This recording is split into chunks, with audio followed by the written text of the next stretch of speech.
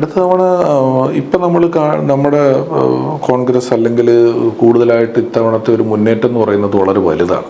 മുന്നേറ്റത്തിന് സമയമെടുക്കും. ഒരു മാറ്റം മറ്റൊരു കാരണം കൊണ്ട് വന്നതാണ്. ഇപ്പം 1850-കളിൽ ഇന്ത്യൻ സ്വാതന്ത്ര്യ സമരം തുടങ്ങി. 850 സ്വാതന്ത്ര്യ സമരത്തിൽ പങ്കെടുത്തവരാരും സ്വപ്നത്തിൽ വിചാരിച്ചിട്ടില്ല ഇത് കിട്ടുമെന്ന്. അയാളുടെ മനുഷ്യായുസ് തീരുന്നവരെയും ഇത് കിട്ടിയിട്ടില്ല. അടികൊണ്ട് മെഴുകലല്ലാണ്ട് ഒന്നും സംഭവിച്ചില്ല. 47 100 വർഷമായി സ്വാതന്ത്ര്യം കിട്ടിയപ്പോൾ. പക്ഷേ ഒരു പോരാട്ടം നിർത്തപ്പെട്ടില്ല.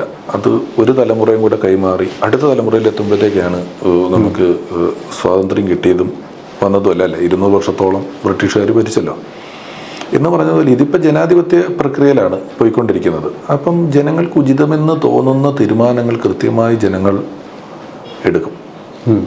അവരെ കുറേയൊക്കെ മാനിപ്പുലേറ്റ് ചെയ്യാൻ പറ്റും, കുറേയൊക്കെ സ്വാധീനിക്കാൻ പറ്റും. പക്ഷെ ജനങ്ങൾക്ക് ഉചിതമെന്ന് തോന്നുന്ന ഒരു തീരുമാനത്തിലേക്ക് ജനം എത്തും. ടൈം എടുക്കും. ഇതെല്ലാ ആഴ്ചക്കാണ് ഇലക്ഷൻ എങ്കിൽ പെട്ടെന്ന് നമുക്ക് അറിയാൻ പറ്റും. ഇത് 5 വർഷത്തെ സമയമുണ്ടല്ലോ. അപ്പോൾ പതുക്കെ അതെടുത്തോളും.